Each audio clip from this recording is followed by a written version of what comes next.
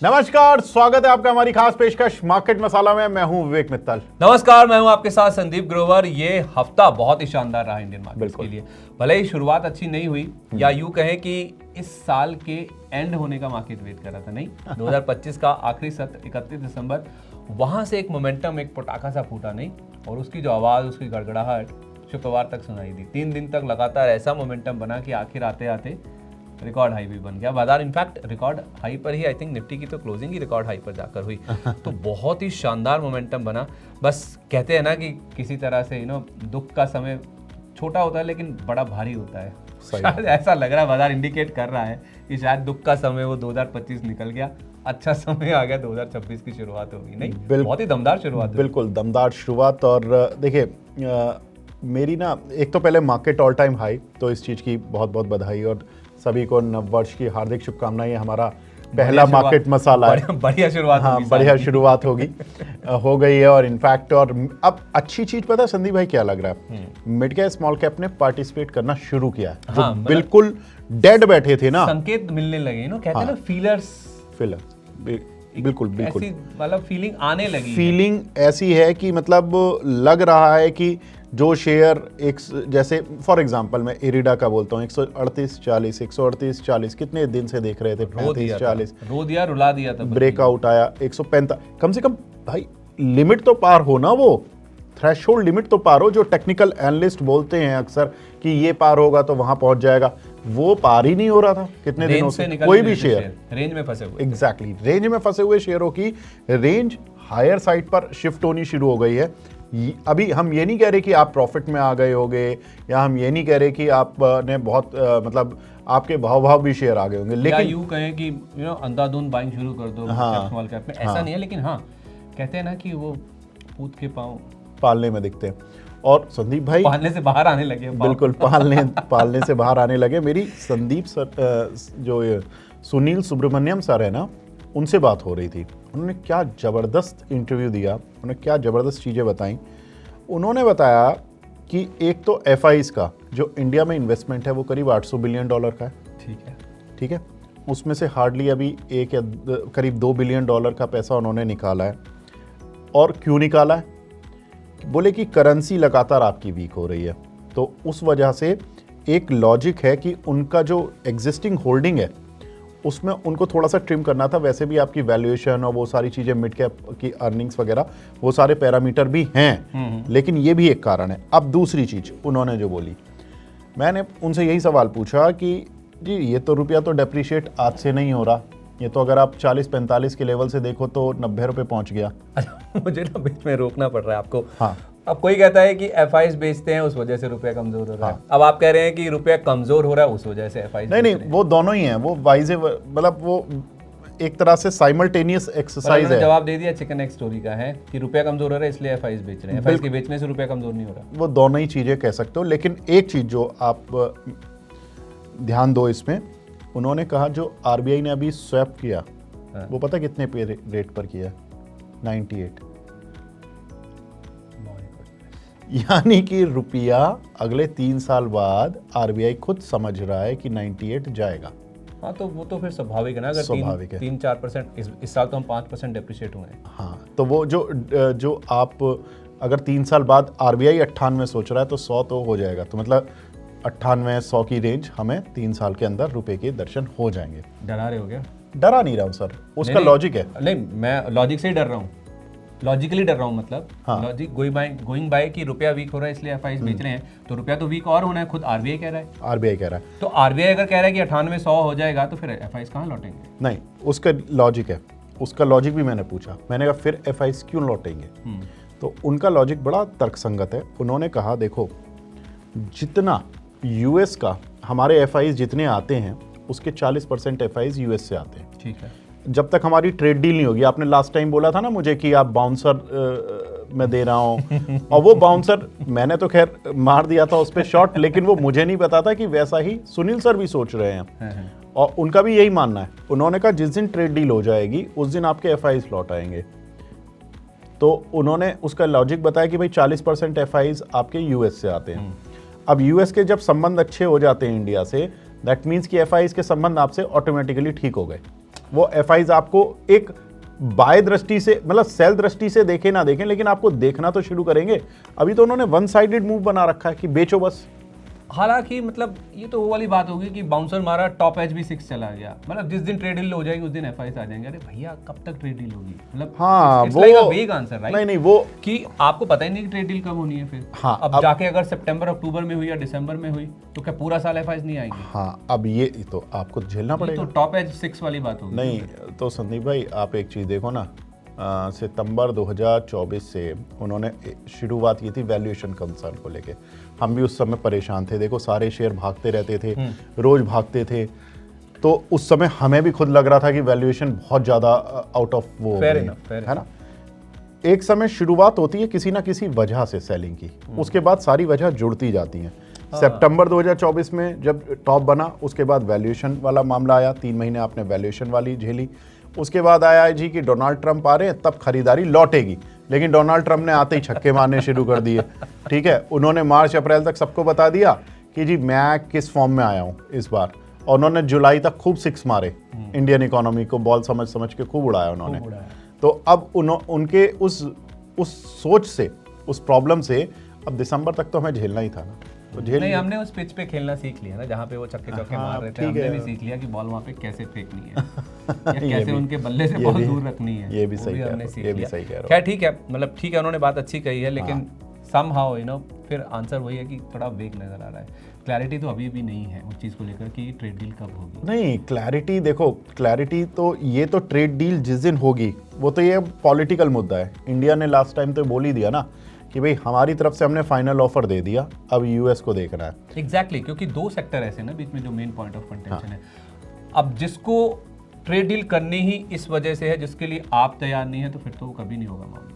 एवं नहीं, मैं सोचता था कि हमारे साथ एक्सपर्ट जुड़ते थे ना, वो कह रहे थे कि आप 21 नवंबर एक बीच में याद साइकोलॉजिकल डेटा, न्यूमरोलॉजिकल के हिसाब से डेटा आती थी, बोले 21 नवंबर छोड़ दीजिए, नवंबर पूरा छोड़ दीजिए, दिसंबर छोड़ दीजिए, मुझे तो जनवरी फरवरी मार्च तक भी ये डील होती नजर आ रही। क्योंकि वो जो पॉइंट ऑफ कंटेंशन है ना, क्लैश ऑफ टाइटन्स कह लीजिए, क्लैश ऑफ ईगोस कह लीजिए, हु विल बज, मतलब कौन झुकेगा पहले, वो वाला मामला है सर। तो इस वजह से एवनी मोदी साहब अलग अलग देशों में जा रहे हैं, नए नए रास्ते, नए नए दरवाजे खोल रहे हैं। शायद इस चीज़ को हमने भाप लिया है कि वो $80 billion is out of the window now.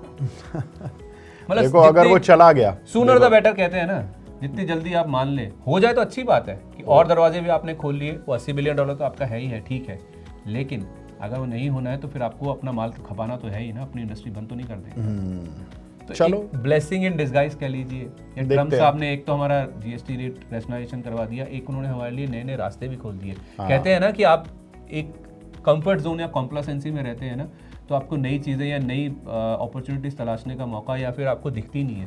जब आपके ऊपर आपदा आ जाती है ना, अवसर भी अपने आप बन जाता है। खैर हमारे लिए तो अच्छी बात है ये, हमारे लिए अच्छी बात है और सारी चीज़ें हो गई। बस सरकार अगर ट्रम्प साहब ये और बोल देते ना कि शॉर्ट टर्म कैपिटल गेन भी आपके यहाँ बहुत ज़्यादा है हमारे इन्वेस्टर तो थोड़ा काम हो जाता। मैं आपको डराना नहीं चाहता, मैंने कहीं ये पढ़ा है, as compared to western countries या यूरोपियन देशों के मुकाबले देखें ना, हमारे यहाँ पे कम है। बस इतना ही बोलूँ, उससे ज़्यादा नहीं। सर ऐसा है ना, आप टैक्स की बात कर रहे हो, लेकिन वहाँ पर फिर फैसिलिटी भी देख लो। अब ये तो फिर आपने ना सर, मतलब देखो लाइबिलिटी गिनाओगे तो मैं एसेट भी गिनाऊंगा। वहाँ पर अगर यूरोप में, ये तो आपने दुखती रख पे हाथ रख दिया सर। यूरोप में अगर, अमेरिका में अगर एक आदमी टैक्स भरता है तो सर उसका बेनिफिट भी उतना ही तराजू में तोल कर मिलता है। नहीं, वो खुशी से भरता है। हाँ, वो खुशी से पता है कि सामने उसे क्या मिलने वाला है। मेरी अभी मैंने बताया ना पीछे कि मेरे कज़न आए हुए थे, तो वो कैलिफोर्निया में रहते हैं, तो उन्होंने बताया कि कैलिफोर्निया में जो टैक्स है वो 50% है, and they are happy to pay that 50% tax. अब वो सैड हो गए हैं। क्यों सैड हो गए हैं? क्योंकि वहाँ की गवर्नमेंट ने, पीछे की जो गवर्नमेंट्स आई, उन्होंने क्या किया, उस टैक्स को इधर उधर गरीबों में मतलब ज़्यादा डिस्ट्रीब्यूट कर दिया, और जो टैक्स भर रहे थे, टैक्स पेयर थे, उनके बेनिफिट्स कम करने शुरू कर दिए। तो इससे वहाँ पर एक एंटी गवर्नमेंट लहर दौड़ी, जिसकी वजह से डोनाल्ड ट्रंप आ गए। डोनाल्ड ट्रंप ने यही लहर चलाई थी कि मैं ये सब गरीबों को, ये जो इधर उधर बांट रहे हो, ये नहीं दूंगा, और मैं अमीरों के साथ जो टैक्स दे रहा उसके साथ मैं सही व्यवहार करूंगा। वो जीत गए। अब जीतने के बाद उन्होंने क्या किया, उन्होंने दूसरी दिशा में चले गए, तो वो अलग चीज़ है। खैर एनीवेज, लेकिन संदीप भाई इस हफ्ते में एक तो आईटीसी ने बड़ा धमाल किया, बहुत ही ज्यादा, मतलब कायदे से ही पीट दिया उस शेयर को, तो मतलब 52 वीक लो छोड़िए, 3 साल के लो पर स्टॉक पहुंच गया। हाँ, एक दिन में शायद सबसे बड़ी गिरावट आई थी उसकी, 10% एक दिन में आईटीसी, मतलब 2020 के बाद सबसे बड़ी गिरावट। हाँ, मतलब आंखें रोने को भी तैयार नहीं थी, आंसू नहीं आ रहे थे, मतलब कि ऐसी लोगों की हालत हो गई थी। मतलब एक दिन में आईटीसी, मतलब डिफेंसिव, एफएमसीजी, ऐसे स्टॉक अगर 10% गिरेंगे तो फिर क्या होगा? बिल्कुल, 52 वीक लो पर, और अब फ्राइडे को तो इनफैक्ट 3 साल के लो पर आईटीसी का स्टॉक पहुंच गया। अभी भी कुछ लोग हैं ऐसे जो कह रहे हैं कि it's a very good investment pick, अगर आपका लंबी अवधि का नजरिया है। हालांकि ब्रोकर्स की रिपोर्ट ये कह रही है कि स्टॉक के लिए मीडियम शॉर्ट टर्म के लिए या मीडियम टर्म में देखा जाए ना तो अपसाइड कैप हो गई है, अब अपसाइड की गुंजाइश नहीं बची। भले ही यहाँ से शेयर और ना गिरे, या वो 18 रुपए की सिगरेट 72 रुपए की तो नहीं हुई जैसा एक्सपेक्टेड था, ऐसी चल रही थी बाजार में बातें। मुझे पता आप आईब्रो रेज कर रहे हैं, वो 18 वाली शायद 21, 22, 23 रुपए तक की होगी, वो तो ऑफ कोर्स इतना ही 10 से 35% का शायद जंप होगा।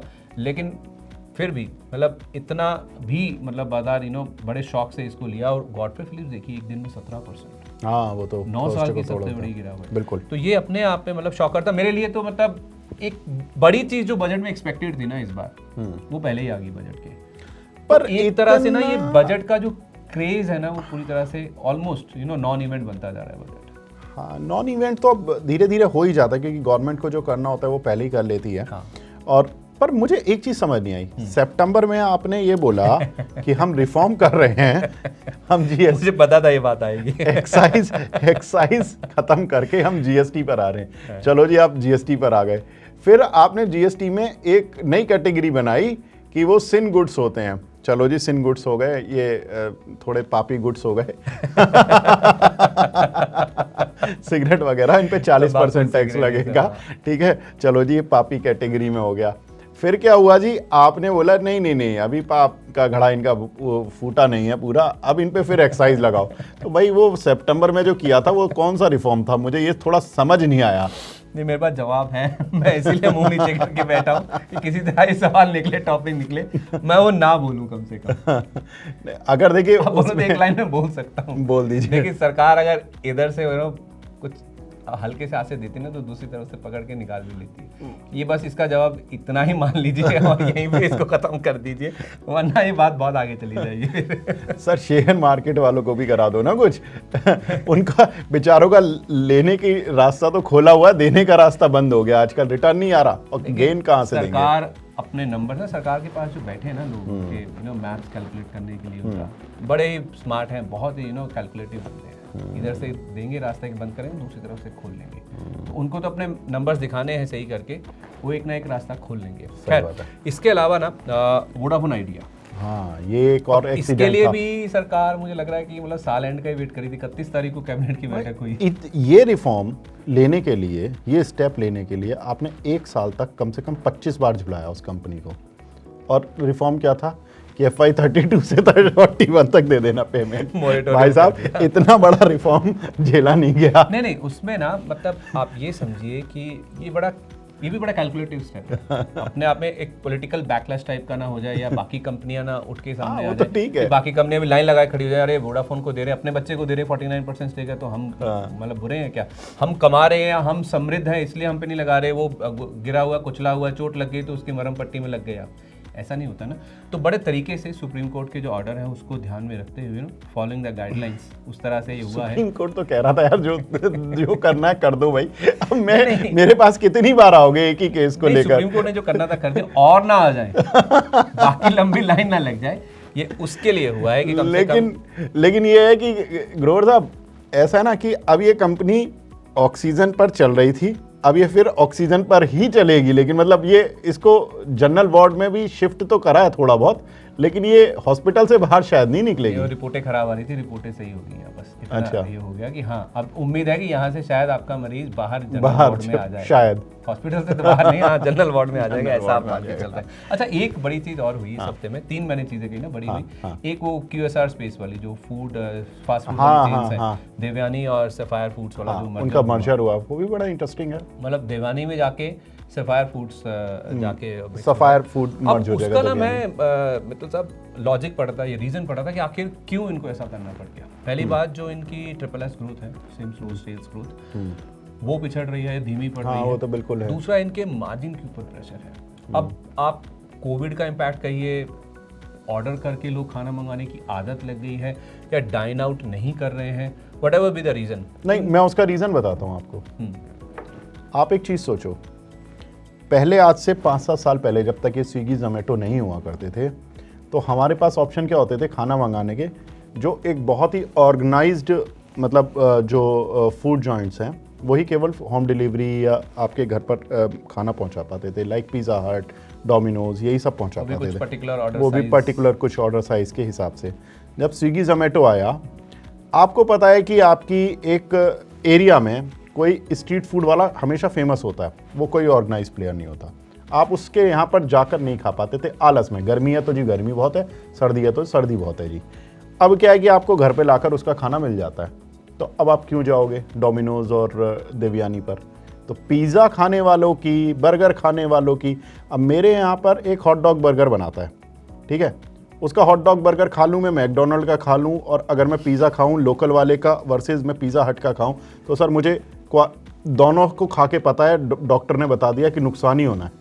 तो जब मुझे नुकसान झेलना ही है बॉडी पर, जब quality is not an issue, taste exactly, तो टेस्टी है तो टेस्टी खाऊंगा मैं, एग्जैक्टली। तो एक बार अगर चीट डे बनाना ही है, बिल्कुल, तो ढंग से फिर चीट करूंगा। बिल्कुल बिल्कुल, तो चीट करूंगा, समोसा खाऊंगा तो समोसा खाऊंगा, फिर मैं ऑर्गेनाइज प्लेयर का क्यों खाऊंगा सर? कई बार तेल में तला हुआ, तेल में तला हुआ मस्त खाऊंगा समोसा, जो टेस्टी तो लगे। तो वो इस रीजन से ये सारे शेयर की ग्रोथ ही नहीं आ रही, आप समझ लो। हाँ, जुबलेंट फूडवर्क्स देख लीजिए, जो आई थिंक 796-800 वाला 550 के आसपास आ गया।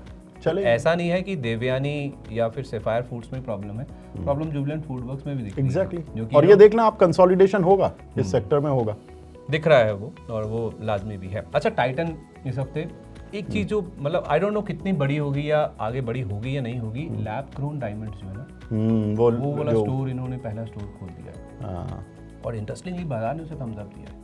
स्टॉक रिकॉर्ड हाई पर है, 4000 का लेवल भी पार कर गया। यही चीज चाहिए ना सर, जो आप बता रहे हो। जब आप बड़े ब्रांड बन जाते हो ना, तो आप केवल बड़े ब्रांड बनकर खा नहीं सकते, अब वो जमाना गया, अब आपको इनोवेशन करते रहना पड़ेगा समय के साथ। हाँ, उन्होंने देखा सर 21-22 कैरेट का गोल्ड अब नहीं खरीद सकते, तो उन्होंने क्या किया, 14 कैरेट वाला, वो जो कैरेट वाली कौन सी कंपनी है उनकी, वो स्थापित कर दी कि भैया सस्ता गोल्ड खरीदना, आपको 20,000 की रिंग खरीदनी है, खरीदो, आपको मिल जाएगी, अभी भी कैरेट कम कर देते हैं।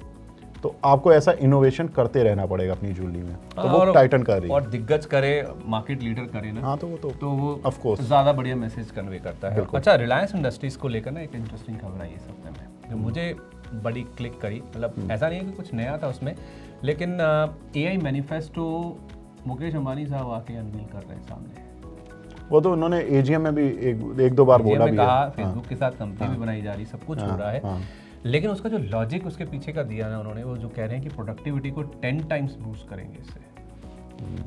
This is something you know market ने भी पसंद किया, और मुझे, आप जो अभी टाइटन की बात कर रहे थे ना, वही रिलायंस इंडस्ट्रीज के साथ सर करना पड़ेगा। और दूसरा लीडर आके कह रहा है बिल्कुल कि समय आ गया है कि आप समय के हिसाब से चलिए, या मूव कीजिए या फिर शिफ्ट कीजिए, ट्रांजिशन करिए, और वो ट्रांजिशन कैसे स्मूथली हो सकता है, और रिलायंस इंडस्ट्रीज बहुत बाखूबी दिखा रहा है। तो इसीलिए मैं कह रहा हूँ कि लीडर्स अगर चार्ज लेते हैं, या फिर वो ट्रांसफॉर्मेशन को या फिर नई चीज़ को अडॉप्ट करते हैं ना, वो अपने आप में फिर एक स्थापित हो जाती है ना चीज़, जैसे उस तरह से हो रहा है। टाइटन और रिलायंस दो बड़े इस बार के एग्जांपल्स आपने वो देखें। खैर, ऑटो सेल्स के नंबर आए, बिजनेस अपडेट्स आने लगे, उससे भी कुछ बूस्ट मिला, आई थिंक नंबर्स अच्छे आ रहे हैं। बिल्कुल, आप देखो जैसे ऑटो सेल्स के नंबर तो अक्सर अच्छे आ ही रहे हैं ज़्यादातर कई महीनों से। hyundai का नंबर ठीक नहीं था बस, आई थिंक। कोई नहीं, hyundai का तो मतलब ऐसा नहीं कि डीग्रोथ हो गई, अनुमान से थोड़ा नीचे आ गया नंबर। चलो कोई नहीं, वो तो वन ऑफ सजा है। जब 12 महीने में आप 11 बार अच्छे नंबर ले आते हो, एक बार की तो सजा माफ मार्केट भी कर देता है। लेकिन ऑटो एंसिलरी के शेयर बहुत अच्छा चल रहे हैं, और वहाँ पर वैल्यू बहुत ज़्यादातर एक्सपर्ट बोल रहे हैं। और इन नंबर्स में ना अगर डीपली आप जाके देखें ना, जो मुझे अच्छी चीज़ लगी, टू व्हीलर के नंबर तो अच्छे थे ही थे, ईवी के नंबर बहुत बढ़िया आ रहे हैं।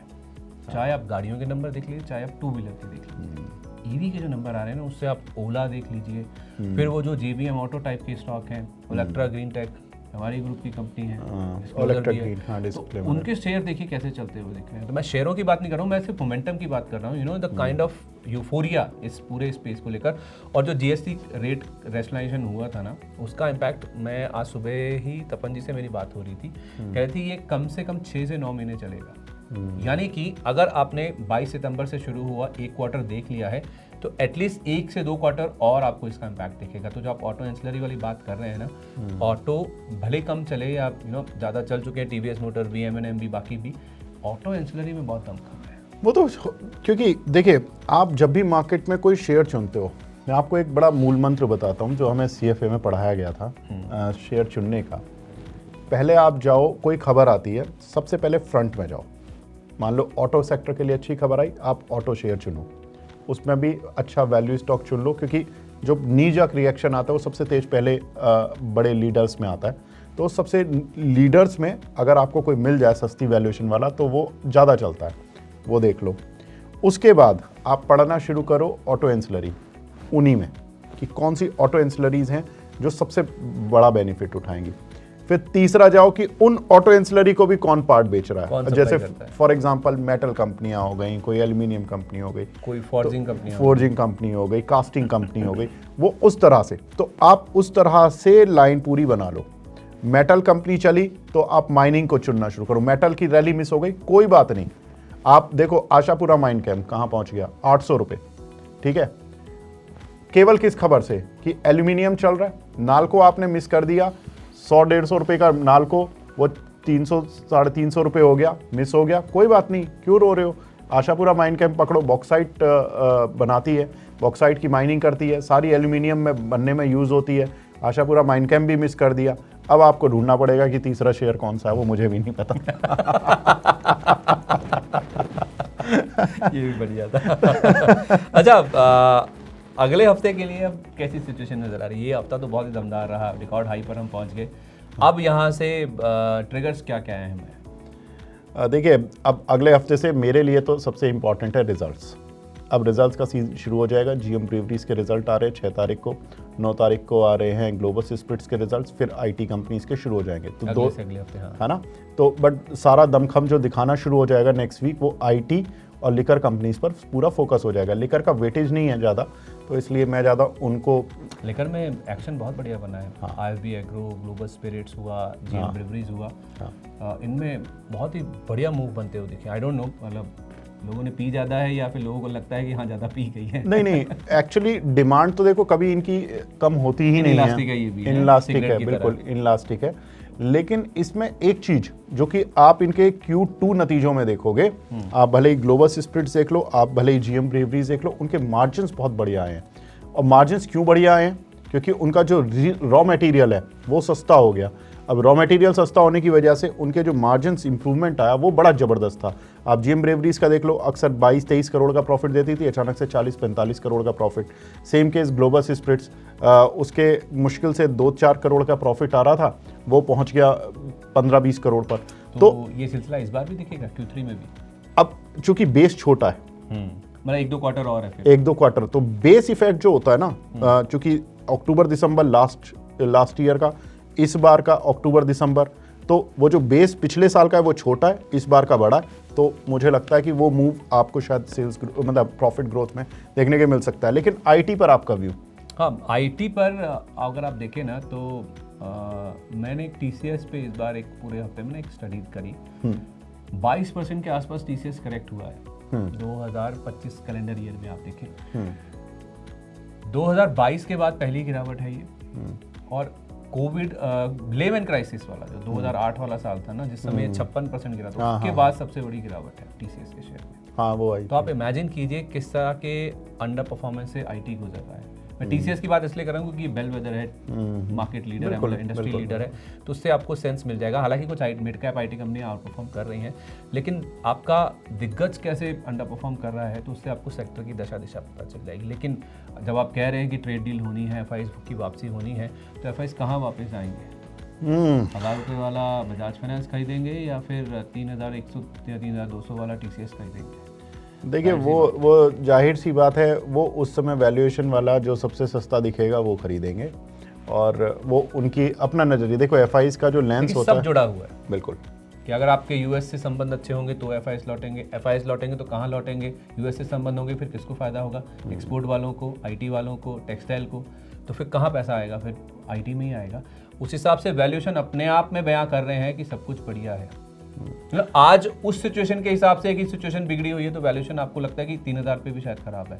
जब आपको ये दिखने लगेगा कि आपका यूएस के साथ संबंध सही हो गए, आपकी आईटी स्पेंडिंग शुरू हो गई, जब आपके प्रोजेक्शंस बढ़ जाएंगे ना FY27 के लेकर या 28 को लेकर, तो आपको स्टॉक अपने आप सस्ते लगने लगेंगे। तब आईटी कैसे भूत बन के भागेगा, बिल्कुल। फिर आप इमेजिन कर सकते हो। सारी चीज़ें एक तरह से लिंक्ड है। तो जो आपका पहले जहाँ से आपने शुरू किया था ना, वहीं पे कहानी आके रुक जाती है कि एफआईएस लौटेंगे, रुपया भी सही हो जाएगा, आपके संबंध भी सही हो जाएंगे, एक्सपोर्ट वाले आईटी वाले भी चलेंगे। हाँ, और रुपया 3 साल बाद जाना है ना 98, तो मतलब अब वो कौन से साल में सबसे ज़्यादा गिरेगा वो देख लेंगे, लेकिन अभी तो फिलहाल रुपया ठीक है। और उसमें उन्होंने एक देखिए एक लॉजिक भी बताया ना, बहुत इंटरेस्टिंग लॉजिक है भाई। यूएस में 4% रेट है, आपके यहाँ 6.5% इंटरेस्ट रेट है।